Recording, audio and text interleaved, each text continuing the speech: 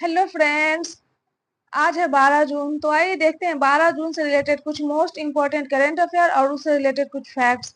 अगर आप किसी भी कॉम्पिटिटिव एग्जाम की तैयारी कर रहे हैं तो करंट अफेयर का ये एपिसोड एंड तक जरूर देखें। और अगर आप इस एपिसोड का पीडीएफ चाहते हैं तो आप हमारे टेलीग्राम चैनल को ज्वाइन कर सकते हैं। टेलीग्राम का लिंक डिस्क्रिप्शन में मिल जाएगा। और अगर आप चैनल पे नए हैं तो चैनल को सब्सक्राइब कर लीजिएगा। तो आइए शुरू करते हैं आज का सवाल। सवाल नंबर 1 है, हाल ही में अल्टीमेट फाइटिंग चैंपियनशिप यूएफसी में फाइट जीतने वाली पहली भारतीय महिला कौन बनी है? ऑप्शन ए है अनीता कुमारी, ऑप्शन बी है अनामिका सिंह, ऑप्शन सी है पूजा तोमर या ऑप्शन डी है कविता जाट। सही जवाब है ऑप्शन सी पूजा तोमर। हाल ही में 9 जून को यूपी की फाइटर पूजा तोमर ने यूएफसी लुइसविले 2024 में ब्राजील के रियान डॉस सैंटोस को हराकर मिक्स्ड मेटेरियल आर्ट यानी एमएमए फाइटर पूजा तोमर अल्टीमेट फाइटिंग चैंपियनशिप जीतने वाली पहली भारतीय खिलाड़ी बन गई हैं। आइए देखते हैं अगला नंबर सवाल।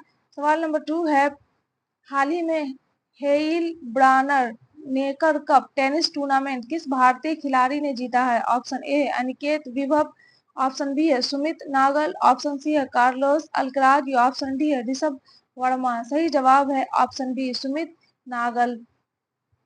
हाल ही में टेनिस में भारत के सुमित नागल ने जर्मनी में हेइल ब्रानर नेकर कप टूर्नामेंट जीता है। पुरुष एकल के खिताबी मुकाबला में स्विट्जरलैंड के एलेक्जेंडर को 6-1, 6-7 और 6-3 से हराया है।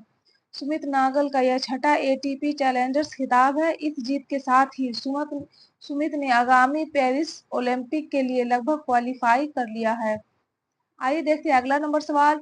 सवाल नंबर 3 है, हाल ही में नरेंद्र मोदी वर्ष 2024 में लगातार कौन सी बार प्रधानमंत्री बने हैं? ऑप्शन ए है पहली बार, ऑप्शन बी है दूसरी बार, ऑप्शन सी है तीसरी बार या ऑप्शन डी है चौथी बार।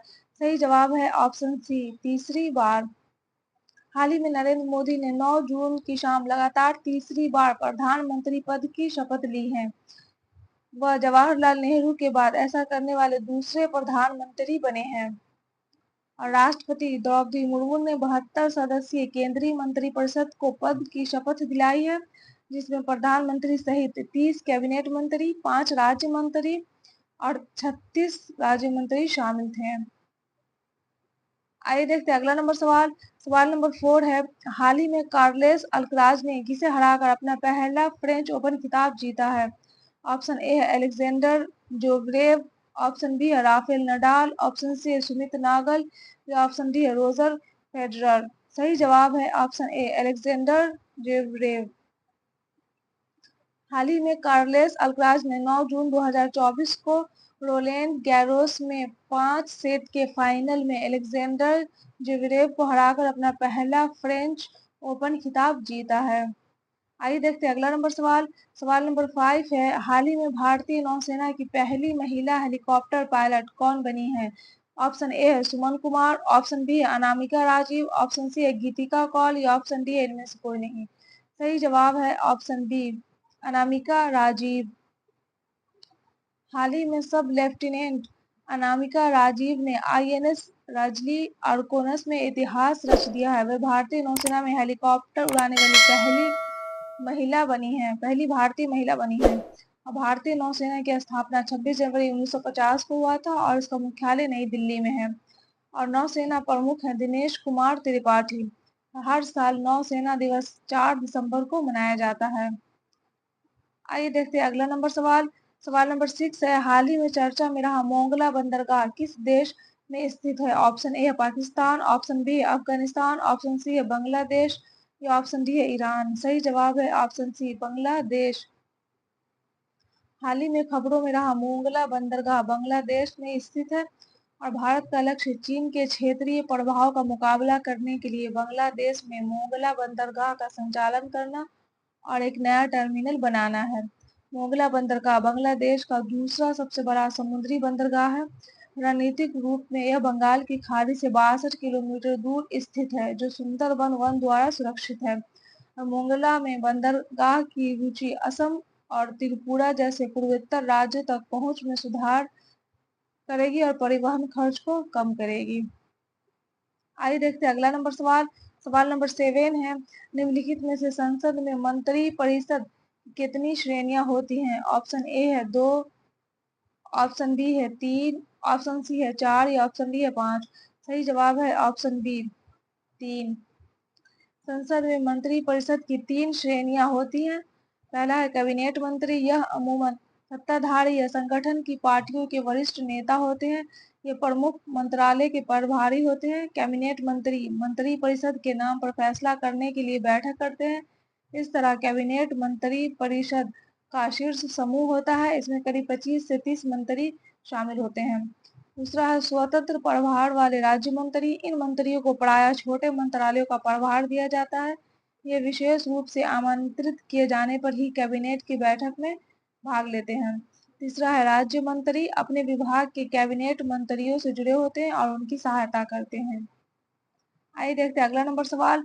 सवाल नंबर 8 है, हाल ही में इंडिया एक्सिम बैंक ने किस अफ्रीकी देश में अपने बैंक कार्यालय की शुरुआत की है? ऑप्शन ए है तंजानिया, ऑप्शन बी है यूरोप, ऑप्शन सी है केन्या या ऑप्शन डी है युगांडा।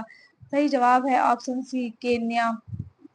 इंडियन एक्सिम बैंक ने केन्या की राजधानी नैरोबी में अपना कार्यालय खोला है और यह इस कदम से भारत और केन्या के पूर्वी अफ्रीका के बीच व्यापार और निवेश को बढ़ावा मिलने की उम्मीद है। इंडिया एक्सिम बैंक विशेष वित्तीय संस्थान है जिसकी स्थापना 1982 में हुआ था और इसका प्राथमिक कार्य अंतर्राष्ट्रीय व्यापार को वित्त पोषित करना, सुविधा प्रदान करना और बढ़ावा देना है। आइए देखते हैं अगला नंबर सवाल। सवाल नंबर 9 है, हाल ही में चर्चा में रहा सुहेलवा वन्यजीव अभ्यारण्य किस राज्य में स्थित है? ऑप्शन ए है उत्तर प्रदेश, ऑप्शन बी है बिहार, ऑप्शन सी है झारखंड या ऑप्शन डी है असम। सही जवाब है ऑप्शन ए उत्तर प्रदेश। हाल ही में पर्यावरण, वन और जलवायु परिवर्तन के अतिरिक्त मुख्य सचिव मनोज कुमार सिंह ने घोषणा की है कि उत्तर प्रदेश के सोहेलवा वन्यजीव अभ्यारण्य को टाइगर प्रोजेक्ट के अंतर्गत शामिल किया जाएगा। इस अभ्यारण्य का गठन 1988 में हुआ था और सोहेलवा वन्यजीव अभ्यारण्य भारत नेपाल के अंतर्राष्ट्रीय सीमा पर स्थित है और सोहेलवा वन्यजीव अभ्यारण्य क्षेत्र के निकट हिमालय का शिवालिक पर्वतमाला स्थित है। आइए देखते हैं अगला नंबर सवाल। सवाल नंबर 10 है, हाल ही में सिक्किम का मुख्यमंत्री किसे नियुक्त किया गया है? Option A Pawan Kumar Chamling, option B है सरचामन लिम्बी, ऑप्शन सी है प्रेम सिंह तमांग या ऑप्शन डी है इनमें से कोई नहीं। सही जवाब है ऑप्शन सी प्रेम सिंह तमांग।